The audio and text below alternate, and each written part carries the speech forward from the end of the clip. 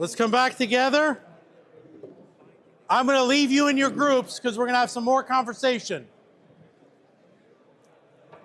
The only thing I would ask, if you stay in your groups, not to have conversations. So stay in your group because we're going to have another group session here in a couple minutes.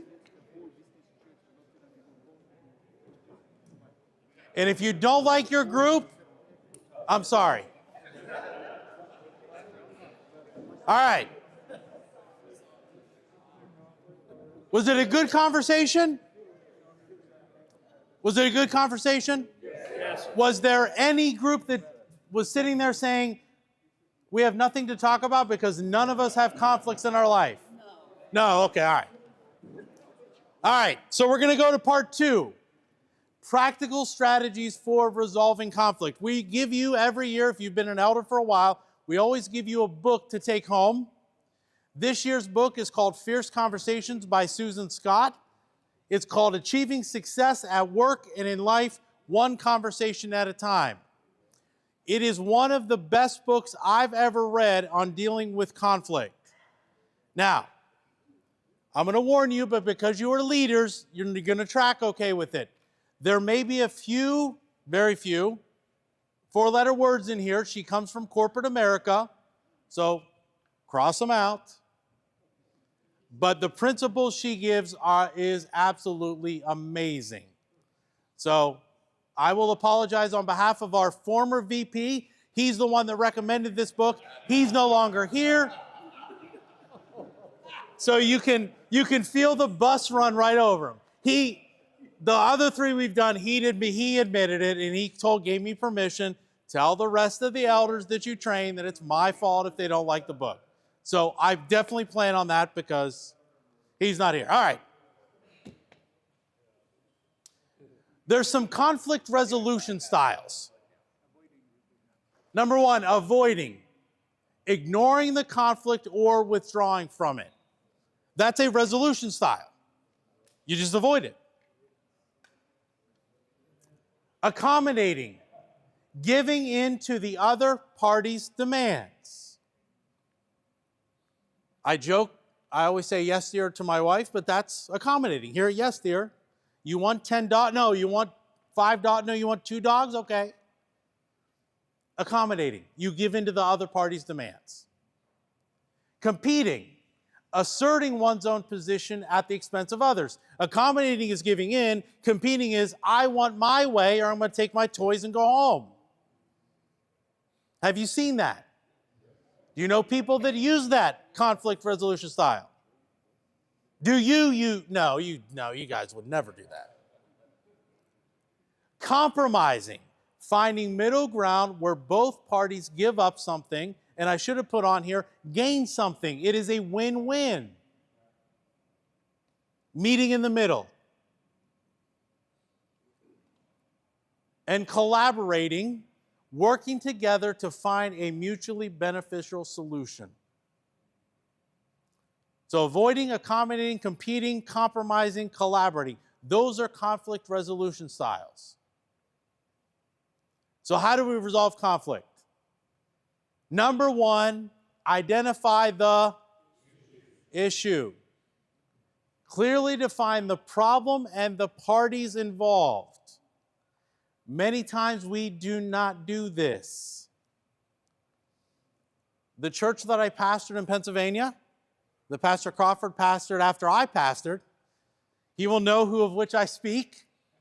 There were 2 brothers in a congregation that didn't speak to each other and hated each other for what, 25 years? And what's interesting is, you have to pastor both of them because they were both part of it, is when you really dug down with them, they really didn't know the issue at the end of the day. And so you have to, in order to deal with conflict, not forget the issue, not say, man, I'm so... It's what is the issue that we're dealing with? What and who are the parties involved? When dealing with conflict, it's best to keep the circle as small as possible, involving only the parties that are involved. What did Jesus say in Matthew 18? If you have a problem with your brother or sister, how many other people are involved? One. So identify the issue and the parties that are involved. Yeah. I did hear that. Praise God. Because when I was there, I would have thought the sun, moon, and stars would have fallen before that ever happened. God works in very mysterious ways. Communicate effectively.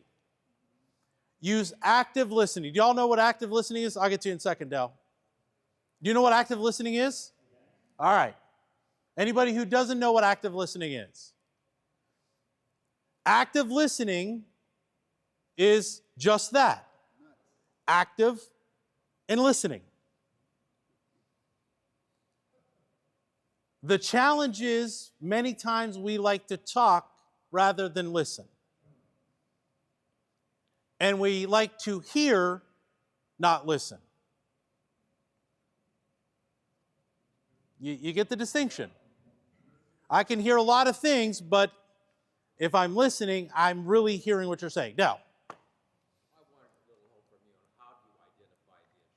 how to identify the issue. In the book, she does a fantastic job of giving you some tools to do that. Yes. It's some hard work because you're digging down into the issue. But once you get to the issue, then it's like, okay, now we're all on the same page. This is the issue. Yes.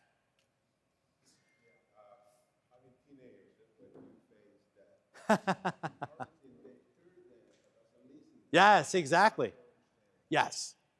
One of the best ways to demonstrate you are actively listening is to repeat back what you thought you heard. I hear you saying, and that gives them an opportunity to say, and I just did this with my teenager yesterday. I said, I hear you saying, and she looked at me and she said, that is not what I'm saying. Now I know, exactly. That's active listening, communicating effectively, expressing thoughts and feelings openly. Many times in conflict, especially in the church, we don't do that. We like to keep our cards close to our vest. We like to play politics, and I know it's shocking that there's politics in the church. I know, be still my heart. But the reality is we need to be open and honest with each other. And I will be honest with you. Being open and honest makes you vulnerable, which is a scary place to be. But in order to communicate effectively, you have to use active listening, but you also have to express your thoughts and feelings openly and clearly. Does that make sense? Anthony?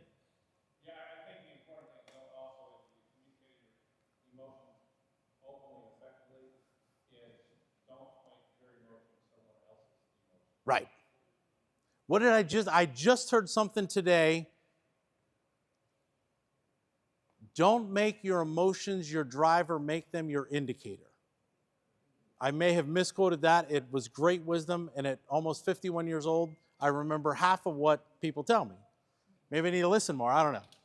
But yeah, I mean, exactly. We get so spun up sometimes that we let our emotions run the gamut, right? Is that what you're saying? Well, I think it's also when we hear statements like everybody. Yeah, oh yeah.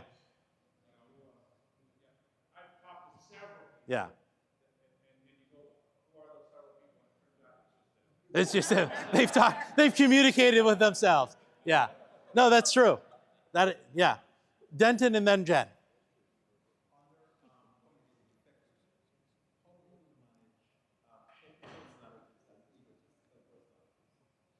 Ah. How long do you want to stay here tonight? Oh.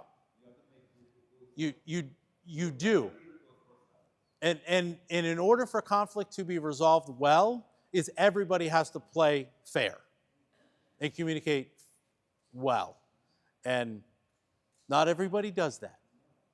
And she talks some about that, so I will put it on Susan Scott to deal with that. But you are absolutely right, Elder Rowan. It is a challenge when you're dealing with people, egotistical, narcissist, anyway. Yes. All right, Jen. Yes.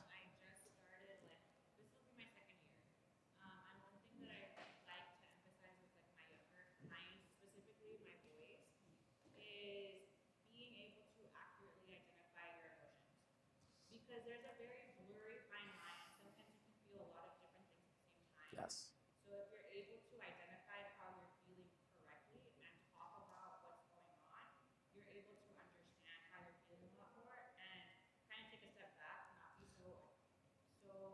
Right.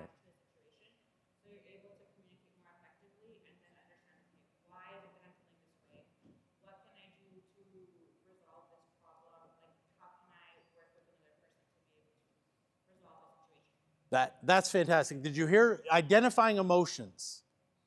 Being able to be self-aware enough to say, I'm now feeling angry. Why am I feeling angry? Or why am I feeling this emotion or that emotion?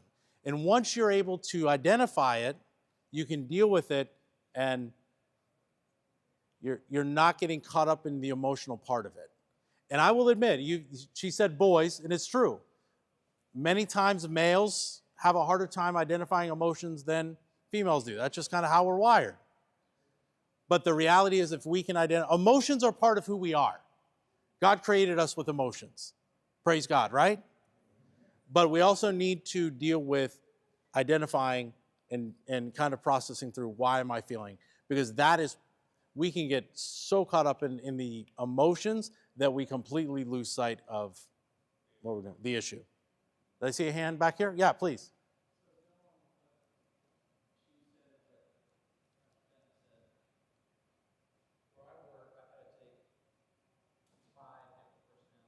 Oh, did you say you had 5 different personalities? Okay, all right. I just didn't know. Again, active listening, want to make sure I heard you correctly. 5 different personality inventories. Okay, gotcha. All right.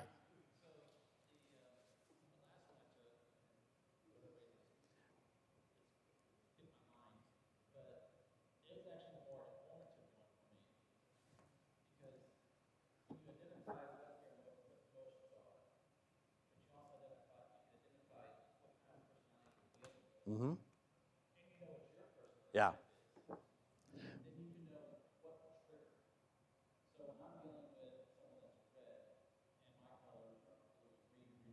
Right.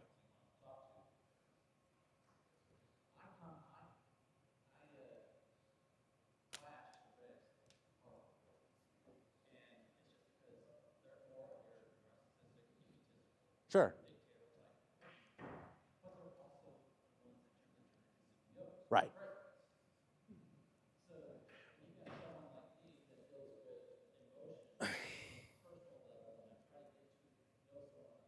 Yeah.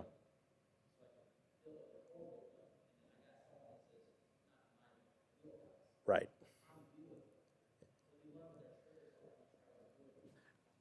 I appreciate you guys bringing this up. I'm gonna share something with you. We don't have time to get into it. Have you all heard of emotional intelligence, EQ? Self-awareness and other awareness is something we don't teach well. And that's really, if I know my triggers, if I know how I'm wired, and I get a sense of how someone else is wired, then all of a sudden we can be not on the same page, but we can at least communicate with each other. Use the colors. Blues or reds, you clash with. But we have red people. We have people who are reds. You were talking about narcissistic, but the type A, CEO type. So if we know what we are and have some emotional intelligence about self-awareness, but also then some self-awareness of the people around us, it's going to take us far as leaders. Don't be surprised if in the next elders training or 2, we're going to talk about EQ. Because I'm beginning to talk about EQ with my pastors, especially my younger pastors. Because I think we don't teach it, and we're not super aware of ourselves and of others. Seek common ground. Find areas of agreement and shared goals. Scott does a great job with talking about how to find those shared goals and those areas of agreement. There are very few conflicts where there's not common ground. So find that common ground, find those places where you agree, find those goals that you have in common with the person you have conflict with. Develop a plan of action. Create a step-by-step plan to address the conflict and, I love this, prevent future issues. What are we going to do? What are the steps we're going to take? And again, Scott goes through this. I'm just giving you the 35,000-foot drive-by. How do we address this conflict step by step? And how can we make sure, or do our best to make sure, there's not future issues? Marlon. One of the things I think you talked about earlier about the tendency to avoid conflict, which is a lot. I'm like you. I don't run the conflict, but our ministry is just help us understand what to do. But if people who have struggled to work through difficult things with people, I wish we could show them how it feels on the other side when you had fierce conflict with somebody, but you've been able to work through it. Knowing how you have worked through it can give you confidence. Right. To help you in the future. But it's like a small win.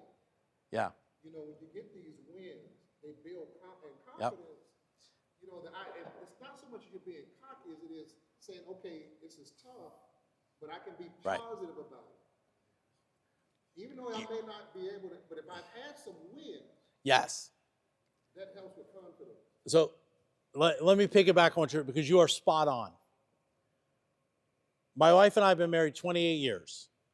I come from a divorced family. My parents divorced when I was 4. Our first fight, I was convinced Deborah and I were going to get a divorce. By no indication of her, it was just because when I saw conflict as a kid, I ultimately put together, okay, mom and dad have conflict, they're going to split, so now I have conflict. Once we worked through that first conflict, and then worked through the second conflict, and through the third conflict, and realized that this is not the end of it, we can work through those small wins. Now, in our marriage, I don't say I'm not looking for conflict, trust me. I put the toilet seat down every chance I get. But again, I'm not afraid of it because there's that, and I love the word you used, Marlon, confidence. We can get through this. And what I would hope is that we have churches that, yeah, there's going to be some disagreements, there's going to be some conflicts, but we can be on the same page and we can work through the conflict. And many times, conflict resolution and working through conflict deepens relationships. And you see churches that navigate conflict healthfully are stronger churches. You see marriages, husbands and wives, who navigate conflict healthfully are stronger. That's what we're talking about. All right. So what is the role of the leader? I'll get to you in a second. Let me run through this. What is the role of a leader? We are leaders. Leading by example, demonstrating calm and respectful behavior during conflicts.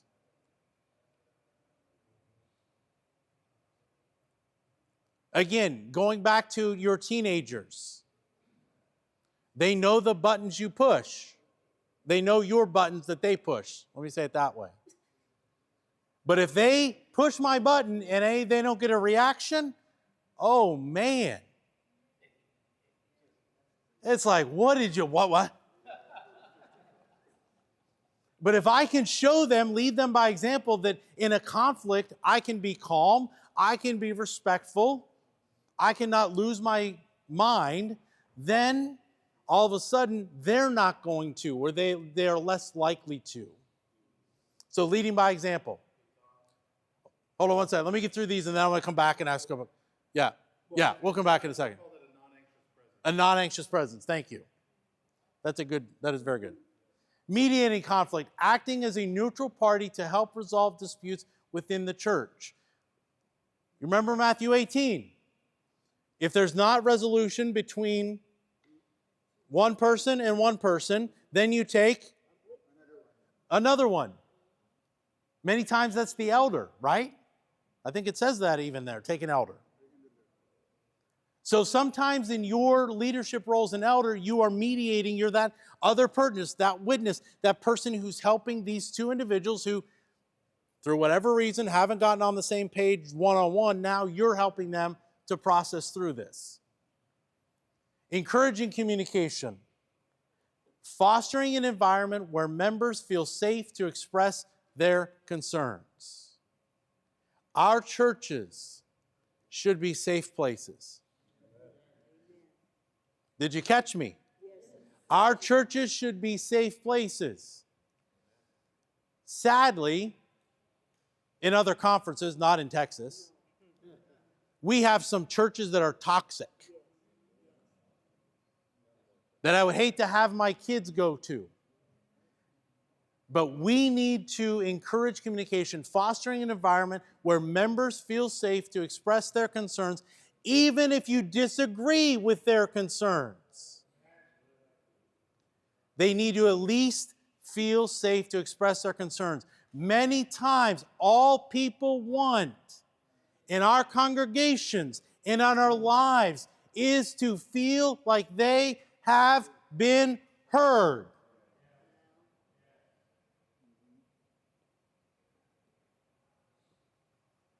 All right. Please. My question is, we always try to input our best to fix our own problems, even at church. Relationship and home is different relationship at church. Sure, absolutely. So your reaction is a little different, okay? But my question is how we can learn, how we can pull our faith, our Christian life, because we as a human try to fix the problem. Right. But we need to learn how to get Jesus, God, our faith into that, because we'll be the only hope we Right. have. We have problems for 3 months trying to fix ourselves. Right. Somebody is missing that. And you know, in family, God has to be there. Yeah.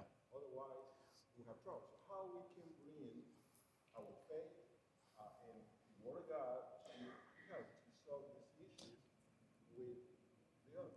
I'm going to give you a word that just came into my mind as we were talking. You were talking. And it's a word that I, as a human being, sinful human beings, hate to deal with. And that is surrender. When I go into a conflict, understanding that I've surrendered my entire life to Jesus Christ, what that means is when I see a brother or a sister, because of who they are created in the image of God, I am called to love them unconditionally. I am to love them other-centered.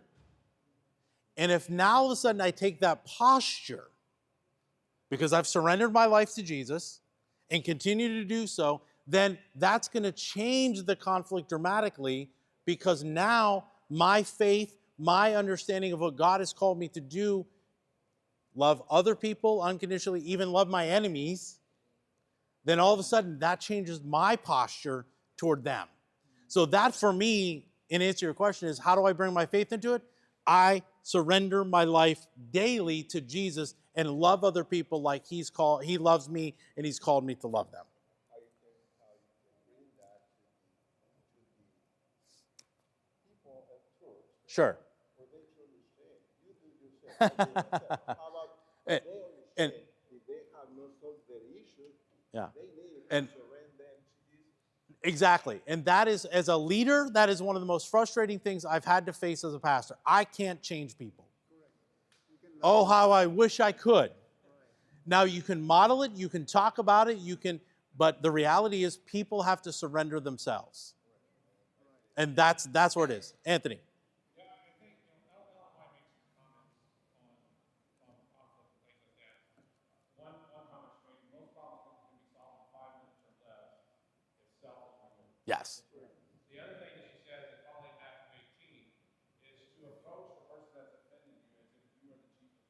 Yeah. And that is primary. If you're going to resolve conflict, you have to go into it looking to resolve it, not looking to reinforce it. Right. And win the argument.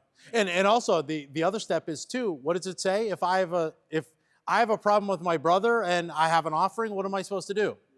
Leave it and go deal with it. What the principle behind that is, deal with it now instead of putting it off later. All right. I want to give you guys some time. So, principles to remember. And again, she deals with these. Be here, prepared to be nowhere else. Be fully present in a conversation. What drives me crazy, again, I have a young adult and a teenager, is when I'm trying to have a conversation with them, and this is in their hand. There were moments in time that I wanted to smash this, but then I realized how much I paid for it. And I literally have to say to them, Mark, Caroline, put your phones down. Be present. We have a hard time in 2025 being totally present in the moment. But in order to have good conversations, in order to have conflict resolution, we need to be present. Our minds have to be here, not what we're having for dinner, not what we're doing tomorrow, not what we're going to post on Facebook. We need to be present. Consider your instincts. We all have instincts, right? Intuition, gut feeling. Take that into consideration. You don't have to be driven by it, but at least consider that. What is your gut telling you? Take responsibility for your emotional wake. You know what a wake is, right? A boat. Be aware of the impact of your words and actions. And let silence do the heavy lifting. Use silence to allow for reflection and deeper understanding. I loathe silence. If I stood here for 30 seconds and not say anything, I would be losing my mind in my head because I don't like silence. But sometimes in a conversation, sometimes in a conflict, silence can be good. Golden, there you go. There you go. I'll write you the royalty check for that. But silence is important. Here and then here. We were talking about being present. In my home, it's 3 generations. It's me, my daughter, and my granddaughter. Oh, And once a month, what we do is we have dinner together. And the rule is cell phones in the room. I love it. We sit and we talk to each other. And because if we don't, my granddaughter will be on her phone and my daughter will be on hers. So Yeah. it is a rule. Once a month, no I love that. we're going to talk to one another. I love that. And you know, it's funny, give that the younger generation credit. They're with their phones all the time. But what's interesting is my daughter had a Friendsgiving here with about 8 or 9 friends from school. They did this. I did not. I watched it. That's all I did. They came to the table where they were going to have dinner together. They had a basket in the middle, and guess what they did? They all put their phone. Now, I was expecting when I saw that within 30 seconds they'd be shaking. They spent 2 hours with the phones in the basket. And I said to my daughter afterwards, "Did you miss it?" And she said, "No, because I was with my friends." Please, share. Yeah, the silence one though, if it's between the husband and wife, it may be one because one is not talking, one is not talking. No. It may even take a few days. Yes, no. I appreciate that because, yes, while silence can be important, too much silence is deadly. Because then there's not communication. All right, here we go. We're going to get in our groups. I want to do this quick. I'm going to give you a case study. The Seventh-day Adventist Church in Greenfield. I don't know where Greenfield is. I made it up. Is there an Adventist church in Greenfield? Greenfield, not Greenville. Greenfield. No, Greenfield. That's my Pennsylvania accent coming out. Has a strong tradition of community service. Recently, there's been a disagreement among church members about the direction of their outreach programs. Group A believes that the church should focus on traditional outreach activities such as food drives, clothing donations, and health fairs. They feel these programs address the immediate needs and have been successful in the past. So that's Group A. Group B wants to introduce new initiatives such as educational workshops, job training programs, and mental health support groups. They argue that these programs can provide long-term benefits and help community members become more self-sufficient. Here's the conflict. The disagreement has led to heated debates during church board meetings. So again, Greenfield is in another conference. Some members of Group A feel that the new initiatives are too ambitious and divert resources from proven programs. Meanwhile, members of Group B feel that the traditional activities are not enough to address deeper issues in the community. The tension is causing a rift among the congregations, and some members are becoming disengaged. Now, we can pray for them.